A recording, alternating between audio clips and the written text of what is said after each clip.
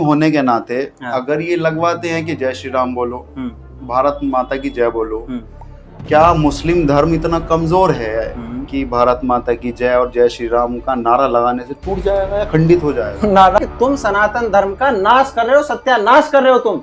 आज रियलिटी ये है, मैं जिस गांव से आता हूँ उसमें ठाकुर हमारे भाई साथ रहते हैं। मतलब मैं ये कहता हूँ कि उसमें सर्व समाज के लोग रहते हैं, नॉट ए सिंगल ठाकुर, ठीक है। लेकिन उसके बावजूद भी हमें जो हमारा बड़ा दिखता है, हम उसके राम राम भी करते हैं, प्रणाम भी करते हैं, आदाब भी करते हैं, वो हमें नमस्कार भी करते हैं, हम सलाम भी करते हैं। जा रहा है कि कौन 350 रुपए पर केजी का गोश्त खाने के लिए तैयार है, लेकिन 150 रुपए या 175 रुपए एजुकेशन की फीस देने के लिए तैयार नहीं है।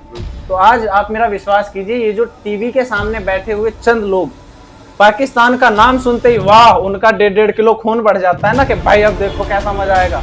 आप मेरा विश्वास कीजिए, वो चैनल बदलना पसंद करते। आज आधे से ज्यादा मीडिया हाउसेस ये कर रहे हैं कि पाकिस्तान का नाम लेके अपनी टीआरपी बटोर रहे हैं, अपने घर चला रहे हैं।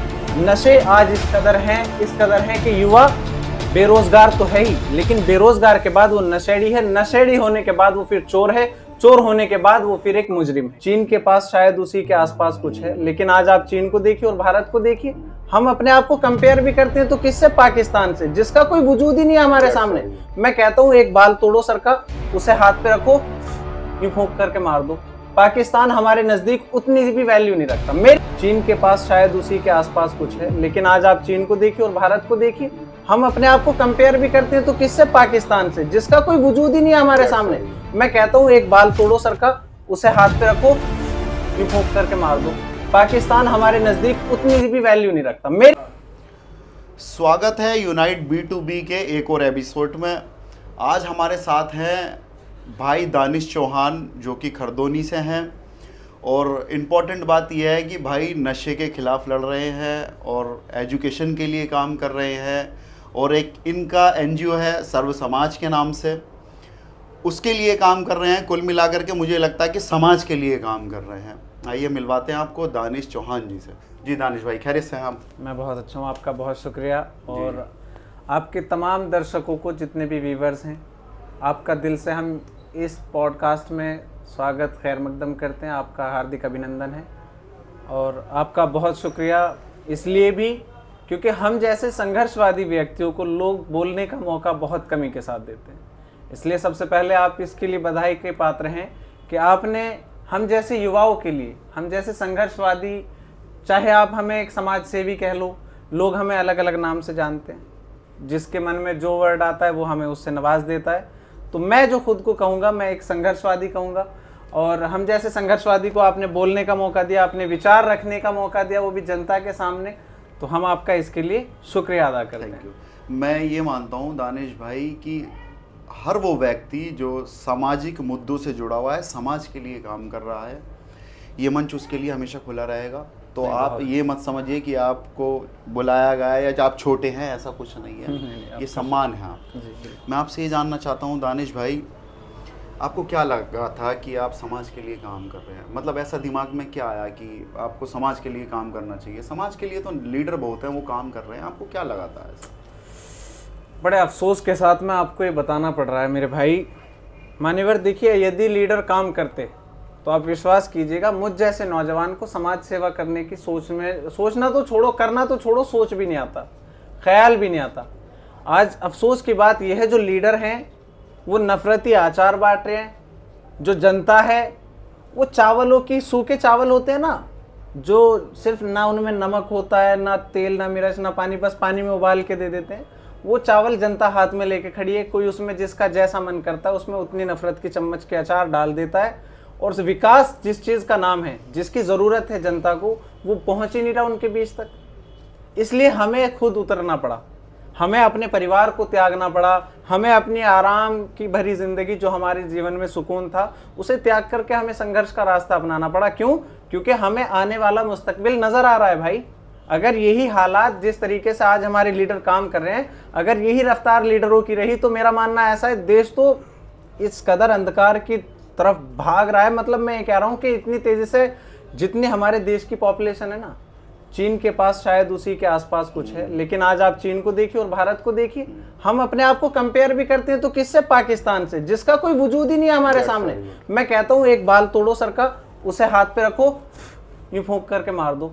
पाकिस्तान हमारे नजदीक उतनी भी वैल्यू नहीं रखता, मेरे नजदीक नहीं रखता, मुझे नहीं पता जो लोग उसे पूजते हैं उसे मानते हैं उनके लिए कुछ रखता होगा, मेरे लिए नहीं रखता भाई। ये बात सही है आपकी कि अगर हम कंपेयर करेंगे तो चाइना से करना बिल्कुल, हमें क्या जरूरत है पाकिस्तान की भाई। लेकिन दानिश भाई ये भी सच्चाई है कि हम चाइना के आसन पासन में भी नहीं है, कहीं नहीं ये है। अफसोस की बात है। हाँ, हम कहीं नहीं है। और आपकी वीडियो में देखा गया है कि आप नशे के खिलाफ लड़ रहे हैं और एजुकेशन के लिए बहुत ज़्यादा काम कर रहे हैं।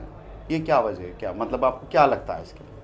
आपका बहुत शुक्रिया इस सवाल के लिए, क्योंकि मैं आपको बताऊं, जब मैंने नशे के खिलाफ बीड़ा उठाया तो मैंने अपने समाज के जो हितैषी बने घूमते हैं, अपने अपने गांव के नेता कह सकते हैं आप उन्हें, अपने अपने गांव के बाहुबली कह सकते हैं, या वो जिनके टच में 150 व्यक्ति हर टाइम होते हैं, मैंने उन लोगों से संपर्क किए, बात की उन लोगों से, उनसे मैंने अपील की कि भाई हमें मौका दीजिए, हम बोलना चाहते हैं, हम अपनी बात रखना चाहते हैं, समाज में अवेयरनेस, जागरूकता फैलाना चाहते हैं नशे के खिलाफ। क्योंकि नशा करता तो एक सिंगल व्यक्ति है, लेकिन वो उस पूरे परिवार की खुशी को खा जाता है, एक सिंगल व्यक्ति। उसके बाद समाज ने हमारा किस कदर सहयोग किया, या आपने हमारी वीडियो के माध्यम से जो कि आपने देखी भी होंगी, सोशल मीडिया पे हम अपनी वीडियोस डालते रहते हैं। मैं अगर आप इजाज़त दें तो अपनी आईडी का नाम बता दूं? हाँ बिल्कुल। हाँ, वो दानिश मासूम 1 के नाम से आपके समक्ष वो वीडियो है, इंस्टाग्राम पे भी है, फेसबुक पे भी है और यूट्यूब पे भी है। तो मान्यवर, हमने जब वो बातें रखी, आप विश्वास कीजिएगा, मैंने लोगों के हाथ तक जोड़े हैं कि भाई मुझे बोलने के लिए अपने गांव में एक जगह मुहैया करा दो, तब जाके मैं ये 2, 4, 6 जगह नुक्कड़ सभा कर पाया हूँ। और आज अगर मैं पीछे बैठा हूँ तो उसकी वजह भी यही है कि मुझे आज मंच नहीं मिल रहा। लोग जहाँ मैं जाता हूँ वहाँ अपने स्तर से राजनीति शुरू कर देते हैं, लोग मेरे बारे में वहाँ तरह तरह के रूमर फैलाते हैं। तो भाई मैं जो काम कर रहा हूँ, मैं सर्व समाज के लिए काम कर रहा हूँ, इंसानियत के लिए काम कर रहा हूँ, और ये काम करना इसलिए ज़रूरी है कि मैंने लाखों बहनों के सिंदूर पुछते हुए देखे हैं इस दारू की वजह से। नशे आज इस कदर हैं कि युवा बेरोजगार तो है ही, लेकिन बेरोजगार के बाद वो नशेड़ी है, नशेड़ी होने के बाद वो फिर चोर है, चोर होने के बाद वो फिर एक मुजरिम है। तो इसलिए मेरा मानना ऐसा है कि नशे के खिलाफ मुझे ही नहीं, मेरे जैसे हर नौजवान को नशे के खिलाफ काम करने की जरूरत है। बहुत अच्छी बात कही है आपने। और एजुकेशन के लिए क्या कर रहे हैं आप? एजुकेशन के लिए मैं ये कर रहा हूँ, देखिए मेरा मानना ऐसा है, मैं एक छोटा सा एनजीओ ऑर्गेनाइज चलाता हूँ जिसका नाम है सर्व समाज समर्पित। उसका सिर्फ नाम सर्व समाज समर्पित नहीं है, वो रियलिटी यही है कि वो है ही सबके लिए समर्पित। मैं जब खुद को सबके लिए मैंने समर्पित कर दिया तो मैं एनजीओ को किसी एक पर्टिकुलर नाम क्यों दूं? मैं तो सर्व समाज का ही दूंगा, क्योंकि मैंने जब खुद को सर्व समाज को दे दिया। मैंने उसके बाद क्या किया, हमने उसमें एक संकल्प लिया, अपने आप से ये वादा किया कि हम क्षेत्र के लिए, समाज के लिए और सर्व समाज के लिए, इस हिंदुस्तान के लिए वो करेंगे जिसकी इस देश को ज़रूरत है। यदि आज हमारे पास एजुकेशन होती तो आज आप मेरा विश्वास कीजिए, ये जो टीवी के सामने बैठे हुए चंद लोग, पाकिस्तान का नाम सुनते ही वाह उनका 1.5 किलो खून बढ़ जाता है ना कि भाई अब देखो कैसा मजा आएगा। आप मेरा विश्वास कीजिए वो चैनल बदलना पसंद करते। आज आधे से ज्यादा मीडिया हाउसेस ये कर रहे हैं कि पाकिस्तान का नाम लेके अपनी टीआरपी बटोर रहे हैं, अपने घर चला रहे हैं। आप तो एजुकेशन के लिए काम कर रहे हैं, लेकिन आपको जानकारी होगी उत्तर प्रदेश सरकार ने अभी कोई 75,000 उत्तर प्रदेश में ही जो प्राथमिक विद्यालय हैं वो बंद हो गए हैं। ऐसा क्यों? उसकी वजह ये है यार, जब गवर्नमेंट काम नहीं कर रही इन चीज़ों के लिए। जी मैं अगर आप समझेंगे, मैं उनको क्रिटिसाइज नहीं कर रहा हूँ। जी मैं आपसे इस चीज़ का जवाब लेना चाह रहा हूँ कि गवर्नमेंट को तो सारी अथॉरिटी होती है कि वो स्कूल खोले, एजुकेशन को बढ़ावा दे, लेकिन वो तो बंद कर रही है उत्तर प्रदेश में, और आप कह रहे हैं कि आप काम कर रहे हैं। तो आप तो अकेले हैं और सरकार तो फिर भी सरकार होती। भाई मेरा एक बहुत प्यारा सा मुझे एक शेर याद आया आपकी बात पे कि मैं अकेला ही चला था जानिबे मंजिल, लोग आते गए कारवां जुड़ता गया। तो मैं अकेला तो चला ज़रूर था, लेकिन आज मैंने एक छोटे से सफ़र में अपने साथ इतना बड़ा एक माहौल बना रखा है, इतनी सारी एक जनता मेरे साथ है जिनका मेरे साथ बेइंतहा प्यार है, जो सर्व समाज के लोग हैं, नॉट ए सिंगल कम्युनिटी। इसमें कमाल की बात यह है कि मेरे साथ पूरा हिंदुस्तान खड़ा है। अभी आपने एक इंसिडेंट देखा था, एक मोहम्मद दीपक के नाम से एक व्यक्ति वायरल हो। हाँ बिल्कुल बिल्कुल। और आज आप देखिए उन्हें एक बहुत मतलब मैं मानता हूं कि जिनका नाम शायद पूरे देश में ऐसा कोई व्यक्ति हो जो ना जानता हो, उन्होंने उन्हें अपने साथ बिठा के जगह दी, अपने से उनसे बात की और उन्हें अपने गले लगाया। लेकिन जो लोग आज गले में एक रंग विशेष का कपड़ा डालकर और किसी भी राह चलते हुए मुसाफिर को या किसी भी खाने पीने वाले व्यक्ति को बैठ के, हाँ भाई आज मंगलवार है, भाई मंगलवार थारा वहां कहाँ चला जा भाई, दारू के ठेके पे तो हमने कभी नहीं देखा कोई मंगलवार वाला। क्यों भाई, नवरात्रे में हमने तो कोई नहीं देखा कभी दारू के ठेके पे खड़ा हुआ आदमी। है दम तो करो, हम तुम्हारे साथ हैं, और करवाओ ना बंद यार, हमने कब कहा। भाई इस कौम का सबसे बुरा हाल ही ये है, इसीलिए इस देश का इतना बुरा हाल होता जा रहा है कि ये कौम 350 रुपए पर केजी का गोश्त खाने के लिए तैयार है, लेकिन 150 रुपए या 175 रुपए एजुकेशन की फीस देने के लिए तैयार नहीं है। तो इसलिए हम तो आपका समर्थन करते हैं, लेकिन आप उसे संविधान के दायरे में रह के कीजिए। आपको ये गलतफहमी है कि आप गले में गमछा डालेंगे और माथे पे तिलक लगाएंगे और आप हमारे सनातन धर्म को बदनाम करेंगे, ये आपकी मूर्खता है। तुम्हें समझना पड़ेगा कि तुम सनातन धर्म का नाश कर रहे हो, सत्यानाश कर रहे हो तुम। आज रियलिटी ये है, मैं जिस गांव से आता हूं उसमें ठाकुर हमारे भाई साथ रहते हैं, मतलब मैं ये कहता हूं कि उसमें सर्व समाज के लोग रहते हैं, नॉट ए सिंगल ठाकुर, ठीक है। लेकिन उसके बावजूद भी हमें जो हमारा बड़ा दिखता है हम उसके राम राम भी करते हैं, प्रणाम भी करते हैं, आदाब भी करते हैं, वो हमें नमस्कार भी करते हैं, हम सलाम भी करते हैं, ठीक है। लेकिन जब से ये तुमने हमारे राम जी का, तुमने यार इस जबान पे, जब से तुम कुछ चंद लोगों की जबान पे हमारे राम जी का नाम आया है, तुमने हमारे राम जी को भी बदनाम करके रख दिया। अच्छा दानिश भाई, मेरा मानना ये है कुछ ही लोग नफरती चिंटू हैं जो कि, अच्छा मैं आपसे ये भी जानना चाहता हूँ कि ये लोग जय श्री राम का नारा लगवाते हैं, भारत माँ की जय का नारा लगवाते हैं जी। आप मुस्लिम होने के नाते अगर ये लगवाते हैं कि जय श्री राम बोलो, भारत माता की जय बोलो, क्या मुस्लिम धर्म इतना कमजोर है कि भारत माता की जय और जय श्री राम का नारा लगाने से टूट जाएगा या खंडित हो जाएगा? नारा बिल्कुल भी नहीं, कहीं से कहीं तक भी नहीं। इनफैक्ट मैं आपको बताता हूँ, दीन इस्लाम इतना प्यारा मजहब है कि ये कहता है कि तुम अपने रिलीजन की, अपने धर्म की 99 बार किसी के सामने अच्छाई बयां करो, लेकिन किसी की एक बार भी नेगेटिविटी बयान मत करो। किसी को ये कहो ही मत कि भाई तेरा धर्म इतना खराब है। तो भाई अगर तुम्हें जय श्री राम के जाप की जरूरत है तो तुम्हें खुद करना चाहिए। सबसे पहले उसका भाव तो पैदा करो अपने अंदर। तुम्हारे अंदर जो भाव है वो नफरत फैलाने के सिवा और कुछ नहीं है। अच्छा एक चीज और जाननी थी मुझे। हाँ प्लीज भाई, क्यों नहीं। अभी चल रहा है कि ये गौ सेवक और गौ को लेकर के ये बहुत ज्यादा 4-5 नफरती चिंटू भी हैं जो कि आए दिन गाजियाबाद में और लोनी वाले क्षेत्र में ये दंगा फसाद करते हैं जी। लेकिन यार एक बात तो बताओ, नॉर्थ इंडिया में ये सारी चीज़ें चल रही हैं, जबकि तेलंगाना जैसे प्रोविंस में वहाँ खूब स्लाइटर हाउस चलते हैं जो कि हिंदू भाइयों के स्लाइटर हाउस हैं और नाम उनको मुस्लिम दिया जा रहा है। लेकिन ये एक रेहड़ी वाले से नाम पूछेंगे, उसका बारकोड देखेंगे, उसका फ़ोन देखेंगे, नाम देखेंगे, तब उसके बाद में ये वहाँ दंगा फसाद करते हैं। इस पर क्या मतलब क्या कहना चाहेंगे आप?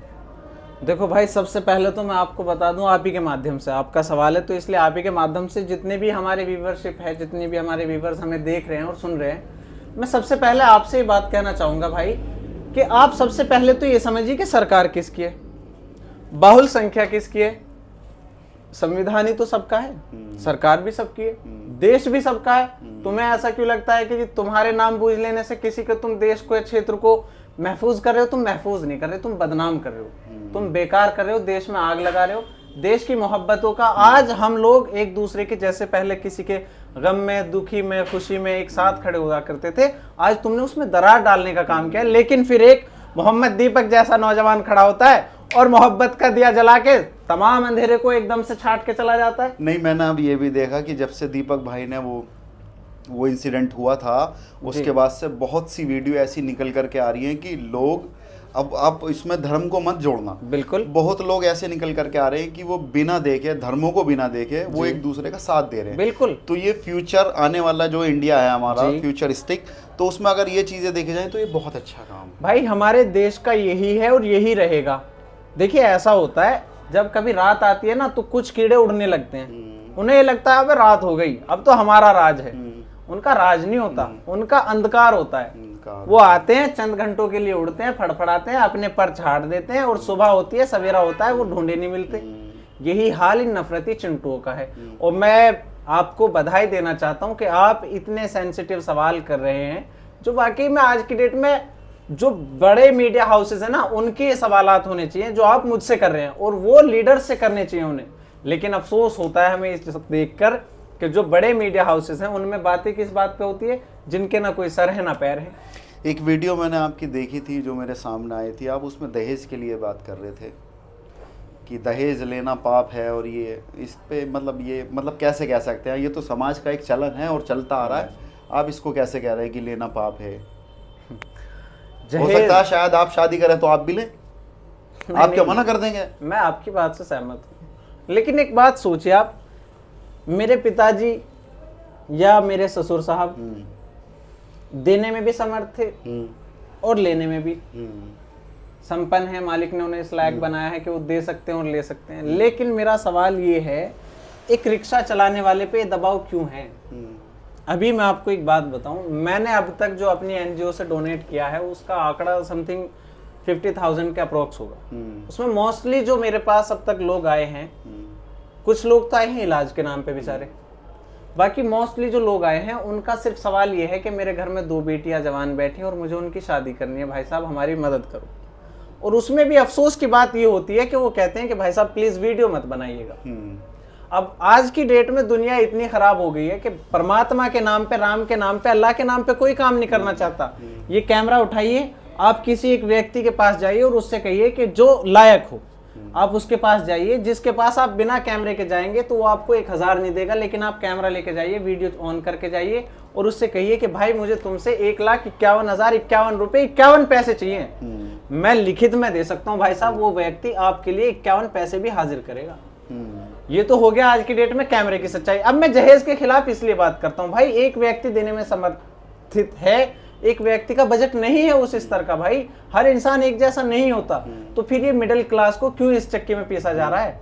भाई जब तुम्हारा रिलीजन कोई सा भी धर्म हो, जहेज प्रथा को सब खिलाफ है, सब मना करते हैं, फिर लेने वाला कौन है, देने वाला कौन है? हम ही लोग तो हैं। तो जब मैं पहल करूंगा, हो सकता है परमात्मा आपके दिल में डाल दे, हो सकता है कल हमारे शुएब भाई ना ले, हो सकता है कल हमारे दिनेश भाई ना ले, राजू भाई ना ले, राजेश भाई ना ले, सही बात है, या आमिर भाई ना ले, या वो देने से इनकार कर दे।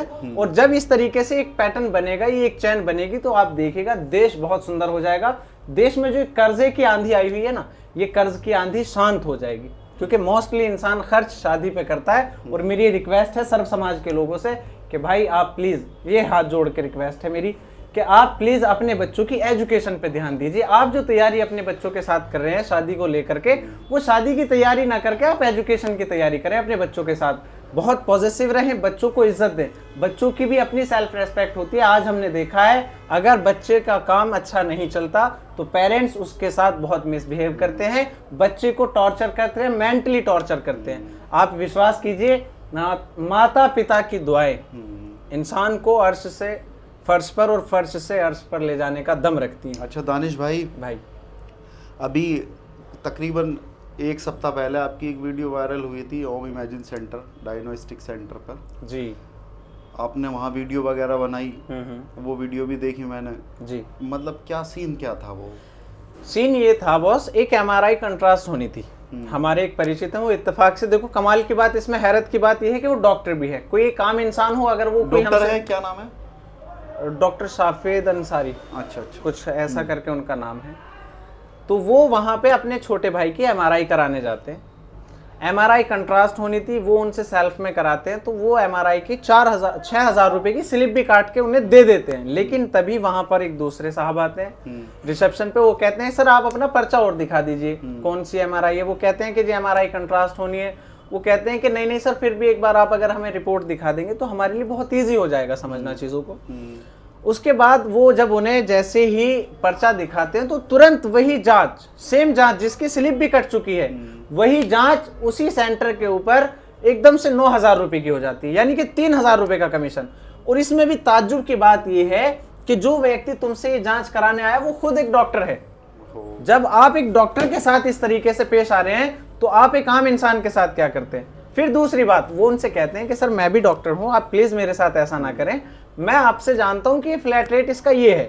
पहली बात तो ये है, क्या फ्लैट रेट अमीर के लिए, डॉक्टर के लिए, या एक रिक्शा चलाने वाले के लिए, या एक मजदूर तबके के लिए अलग अलग है? नहीं भाई, जब जांच मेरी भी वही बॉडी है, आपकी भी वही बॉडी है, एक अमीर की भी वही बॉडी है, गरीब की भी वही बॉडी है, उनके भी 2 हाथ, मेरे भी 2 हाथ, फिर फर्क क्यों है? जब हमें परमात्मा ने कोई फर्क नहीं रखा तो तुम होते कौन हो भाई जमीन पे आके हमें बांटने वाले? तो इसलिए हमने उसके खिलाफ हल्ला बोला, मोर्चा खोला। उसके बाद वो हमें फोन करते हैं, हमें धमकाने का प्रयास करते हैं, हमसे वीडियो डिलीट करने की अपील भी करते हैं और साथ ही साथ हमें धमकाने का काम करते हैं। और धमकाते किस अंदाज में है कि तुमसे कुछ नहीं होगा, ये जो सेंटर है ये हमारे भारतीय जनता पार्टी के ही फॉलोवर्स का या उनके समर्थकों का ही, ये हम उस पार्टी को चंदा डोनेट करते हैं, इसलिए तुम हमारा कुछ बिगाड़ नहीं सकते। तो ये तो कहीं ना कहीं बीजेपी की नेगेटिव छवि बनाने की कोशिश हो रही है। भारतीय जनता पार्टी को तो उसके समर्थक सबसे ज्यादा डुबा रहे हैं भाई। आज बड़े अफसोस के बात कहना पड़ रहा है, बड़े अफसोस के साथ ये बात मुझे कहनी पड़ रही है कि वो लोग जो भारतीय जनता पार्टी को भर भर के वोट दिए हैं उन लोगों का कहीं कोई फायदा नहीं हो रहा। फायदा हो रहा है तो जो चंद पैसे वाले धन्ना सेठ हैं उन लोगों का। आप एक बात बताइए, एक व्यक्ति जब बीमार होता है इंसान भीख मांगने पे मजबूर हो जाता है। अभी हमने एक बच्ची का ऑपरेट कराया था मान्यवर, मैं आपको विश्वास के साथ बता रहा हूँ कि यदि वो व्यक्ति हमसे ना मिलता, हमसे ना कुछ कहता और हम अगर उसकी मदद ना करते तो विश्वास कीजिए वो न जाने कितने लोगों के आगे बेचारा हाथ फैलाने पर मजबूर होता। लेकिन शुक्र है उस परमात्मा का, अल्लाह का बड़ा एहसान है कि उसने हमें वो जज्बा दिया कि हम उसके साथ खड़े हुए और हमने उनके लिए डॉक्टर से बात की, फिर वो उनके साथ बहुत कम पैसों में बातें निपट गई। अच्छा, ये तो आप थे, आपने वीडियो बना दी जी, 6000 के 9000 हो गए जी। लेकिन मेरा जहन ये काम कर रहा है कि जो नीचे तबके के लोग हैं ये उनके साथ क्या करते हो? मेरा भी वही सवाल था उनसे। इनफैक्ट जब मेरे पास उनका फोन आया तो उन्होंने मुझे बहुत हम्बली यही बात कही कि देखिए आप तो बॉस हैं हमारे और भाई हैं हमारे और आप जैसा कहोगे वैसे कर लेंगे, आप एक बार बताओ तो सही, आप एक बार मिलो तो सही। जिस टाइम वो व्यक्ति वहां वीडियो बना रहा था उस टाइम पे उसी के मैनेजर के ये लफ्ज थे कि वीडियो आप सोशल मीडिया पे छोड़ो, आप ये वीडियो माननीय मुख्यमंत्री तक लेके जाइएगा अगर आप हमारा इतना सा कुछ बिगाड़ लो। सीएमओ क्या होते हैं? सीएमओ हमारे यहाँ कुछ नहीं होते, आप सीएम के यहाँ लेके जाइए ये वीडियो। उनका ईगो लेवल उस टाइम पे पीक पर था। लेकिन मैं सलाम पेश करना चाहूंगा उन तमाम फॉलोवर्स को और जिन्होंने उस वीडियो को शेयर और ट्रेंड में लाने के लिए प्रयास किया। आज उनकी हेकड़ी इतनी तो डाउन हो गई कि वो आज हमसे वीडियो डिलीट कराने के लिए अपील करने पे आ गए। लेकिन अभी इसमें शासन और प्रशासन का इन्वॉल्वमेंट बाकी है। माननीय सीएमओ साहब ने अभी तक इसमें कोई कार्रवाई नहीं की, माननीय डीएम साहब ने अभी तक इसका कोई संज्ञान नहीं लिया। बड़ी हैरत की बात है, लेकिन एक दिन होगा, जरूर होगा। मैं आपसे दावे के साथ कह रहा हूं, लिखित में देके जा सकता हूं मैं आपको कि एक दिन वो आएगा, ये आवाज क्रांति बनके इस मेरठ की क्रांति धारा पर गूंजेगी और गूंजने के साथ साथ टहलका और कोहराम मचाने का काम करेगी। यदि परमात्मा ने हमें वो जिंदगी बख्शी तो हमारे विजन बहुत लंबे हैं और हम सर्व समाज को सदा समर्पित रहकर ही काम करेंगे। हमारे जितने भी व्यूवर्स हैं इस बात का ख्याल रखें कि अगर आप अल्ट्रासाउंड या एक्सरे वगैरह कराने जा रहे हैं तो ओम इमेजिन सेंटर को ध्यान में रख करके जाएं, क्योंकि वहाँ इस तरह की धांधलेबाजी चल रही है। भाई ने अभी खुलासा किया, दानिश भाई ने, इस चीज़ का कि इनके साथ में ये काम हुआ है। जो लोग वीडियो नहीं बना सकते, जो लोग अपने हक की आवाज़ नहीं उठा सकते, वो क्या करेंगे? तो इस चीज़ को थोड़ा सा ध्यान में रख करके भी आप लोग काम करें। दानिश भाई, मैं आपसे ये जानना चाहता हूँ, आप समाज के लिए लड़ाई लड़ रहे हैं, आपको किसी प्रकार का कोई खतरा तो नहीं है? जिस तरह का माहौल क्रिएट हुआ हुआ उत्तर प्रदेश के अंदर और नॉर्थ इंडिया में, आप जैसे खुल करके बात कर रहे हैं कि बोलो, कट हो जाएगा। मैं आपको बताना चाहूँगा कि ख़तरे की बात यह है कि ख़तरा तो देखो हम जैसे इंसान को हर कदम पे है, क्योंकि मोहब्बत की दुकान जो है, मोहब्बत की जो नगरी है, ये बहुत सीमित हो गई है। पहले हर दिल में राम बसते थे, हर दिल में रहीम बसते थे, आज हर दिल में रावण बसता है। रावण बसता है। मैं बड़े अफसोस के साथ ये बात कहने पे मजबूर हूँ कि आज अच्छाई को चाहते तो सब हैं कि देश अच्छा हो जाए, ये दुनिया अच्छी हो जाए, लेकिन जब बारी खुद पे आती है तो कहीं नहीं आती। आप एक चीज देखिए, इतने वल्गर कंटेंट आज ट्रेंडिंग में है, मिलियंस ऑफ ट्रिलियंस वो फॉलोवर्स लेके घूम रहे हैं। कौन लोग उन्हें फॉलो कर रहे हैं? एलियंस फॉलो कर रहे हैं, हम ही लोग हैं। एंजल फॉलो कर रहे हैं क्या उन्हें? परिवारी क्या होती है वो फॉलो कर रही है क्या उन्हें? नहीं, हम ही हो, हम और आप ही लोग हैं भाई।